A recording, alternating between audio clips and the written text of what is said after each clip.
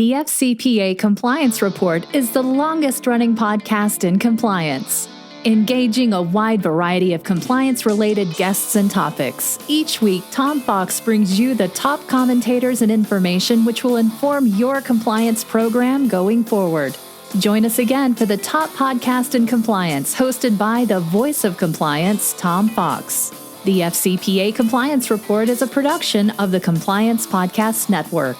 This is Tom Fox. I would like to welcome you to a special 5-part podcast series I'm doing in conjunction with the Azevedo Sette law firm, which is headquartered in Sao Paulo, Brazil.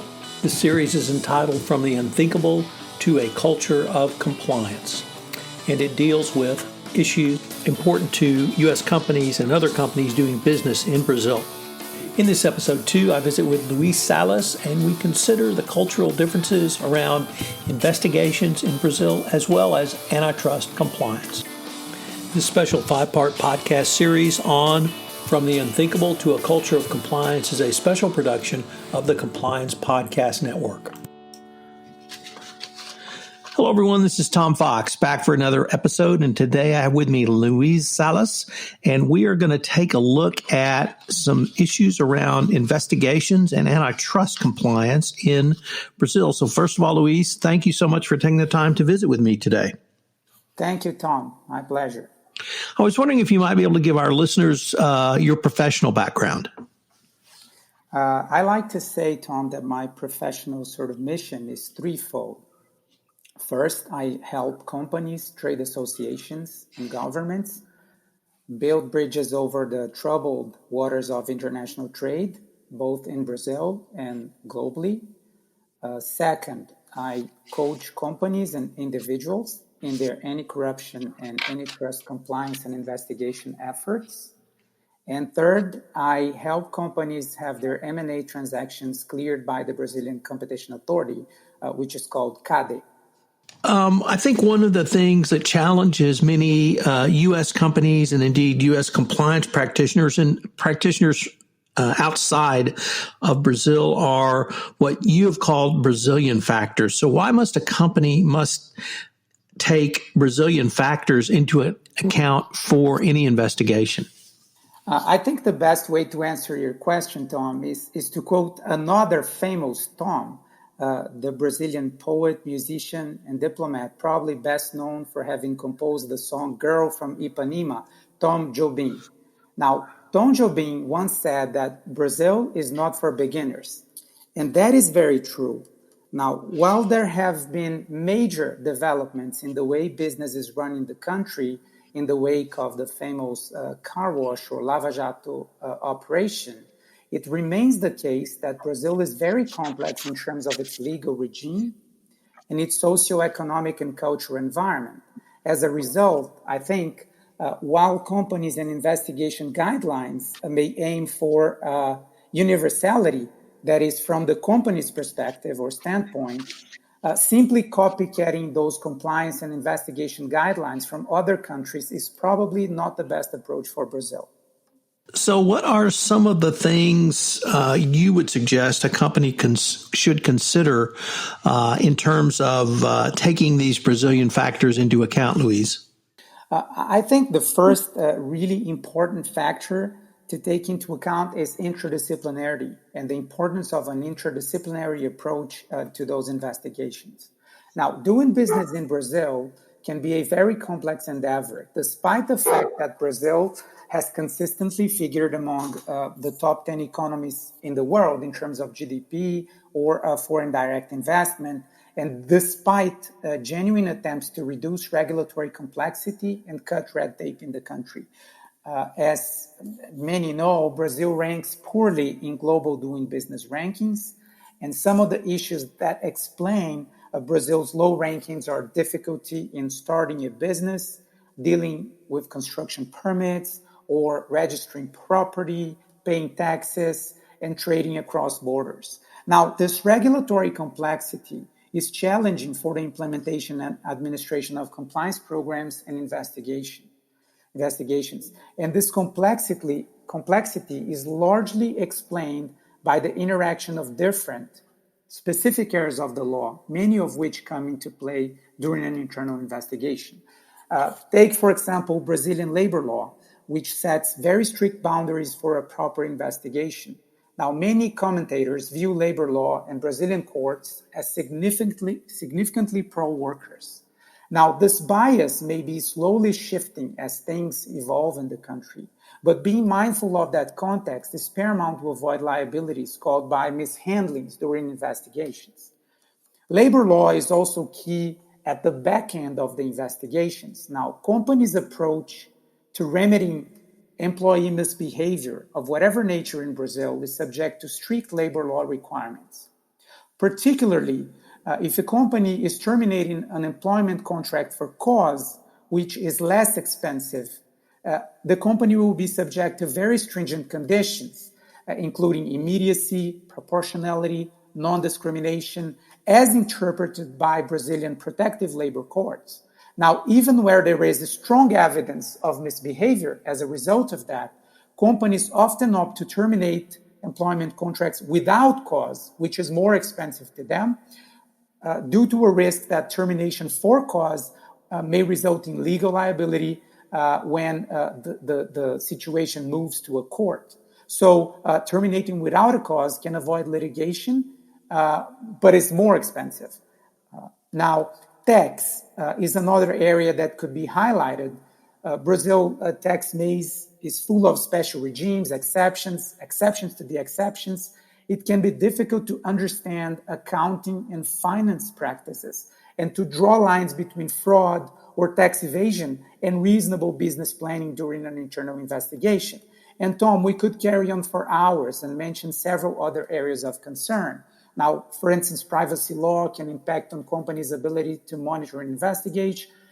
Criminal law limits the way that conduct should be described and assessed in internal memos and reports. Administrative law is important to understand business issues arising from public contracts, and so on. So I'd say a key takeaway is interdisciplinary is a very important factor, and broad awareness of Brazilian laws is crucial for running compliance programs and investigations here in the country. Brazil is the world's fifth largest country. And I think one thing many compliance practitioners and others outside of Brazil really fail to appreciate is not simply the physical size of the country, but the differences in local cultures. So I was wondering if you might give your thoughts on why internal investigations need to take literally a wide variety of local culture into account when performing an investigation in Brazil. Yeah, definitely, Tom. I think Brazilian socioeconomic factors and local cultures are another key factor for the administration of investigations. Now, if we speak very broadly and generally, certain traits distinguish Brazil and Brazilians from advanced Western capitalist economies and professionals from these countries. Some of the Brazilian traits have changed as a compliance culture is superimposed on the traditional sort of Brazilian business culture. Yet, recognizing those more traditional traits at a broad level remains crucial. Now, probably the best example of a distinct traditional Brazilian trait is what we locals call the jeitinho. Dar jeitinho in Portuguese translates as finding a way out by circumventing or bending rules or conventions. Now, this trait has been nationally celebrated as a kind of street smartness, as a method of social navigation to creatively survive in a country where not all institutions function efficiently and effective all of the time. The flip side of that is that the Brazilian jeitinho opens a door for questionable privileges and is often used as a self-serving justification for legal violations. As a related matter, and this varies from region to region, Brazilians may have a hard time to keep professional and personal relationships separated. This sort of personalistic culture, to a higher extent in certain regions than in others, can have several impacts on compliance investigations. For instance, because wealthy families may be relatively few, especially in more remote parts of the country, and part of a self-contained business community, And because this part of the population also has a bigger presence in high-ranking official positions in local politics, chances are that a company's owners, board, C-suite will have close, very personal relationships with other companies' heads and also with politically exposed persons. The impacts on investigations can be manifold. For example, there may be a strong resistance to whistleblowing because a Brazilian may not wish to blow the whistle on their buddy. Or another impact is you have to be cautious before issuing hold notices because there's a risk that information may leak or physical documents may become unavailable. Potential interviewees will talk to one another. And then, of course, there's differences in behavior from region to region, state to state, and even city to city, language-wise, gesture-wise, and in the professional behavior. Now, even if there have been very important and fast compliance developments at the federal executive level and in some states and cities, in many places compliance is yet to move from paper to action, I think. Luis, I was wondering if you could explain the nexus between anti-corruption investigations and antitrust violations and or investigations in Brazil. Sure, Tom. Antitrust law can be heavily implicated in anti-corruption investigations and vice versa. Now, almost any anti-corruption investigation that will refer to a public bid, which is a huge number of cases in Brazil, will have its own mirror antitrust probe, and vice versa. Now, this nexus also offers interesting examples of the impact of the two factors that we've just discussed, interdisciplinarity and culture. Now, take interdisciplinarity to begin with. CarWash or Lava Jato is broadly perceived worldwide as an anti-corruption probe. However, almost all major instances of corruption have allegedly taken place in the context of public bids and have given rise to parallel cartel investigations by the Brazilian Antitrust Authority, which is called CADE, C-A-D-E. Now, the parallelism between anti-corruption and antitrust has many impacts. Now, take leniency. Leniency has different regimes and consequences under anti-corruption and antitrust laws. But one leniency agreement in one area can affect a leniency agreement in another area. Hence, coordination becomes very important from a settlement and remediation perspective. Now, if we skip on to local culture, family business still abound in Brazil, and there is clearly a small and connected community of the wealthy in the country where people have close personal and professional contacts. The resulting business environment is more prone to anti-competitive business arrangements at a very high corporate level because these people know each other. So these business arrangements may be very difficult to detect, prevent, and punish, precisely because they take place at a higher level, and that level may, in practice, if not in theory, be beyond the normal reach of our compliance radars. Luis, unfortunately, we are near the end of our time, but I was wondering if our listeners wanted more information on either yourself or the firm, where could they go? Information about the firm can be easily found at our website, www.azevedosette.com.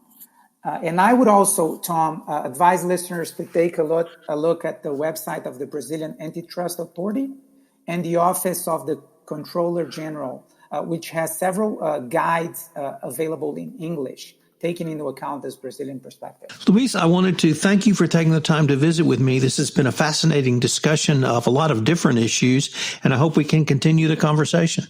Thank you so much, Tom. Great pleasure.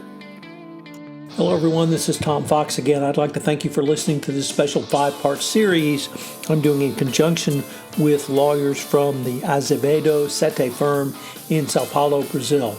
I'm going to link to their website in the show notes, so if you need any help in Brazil, check them out. I hope you will join me again for another episode. This special series has been a production of the Compliance Podcast Network.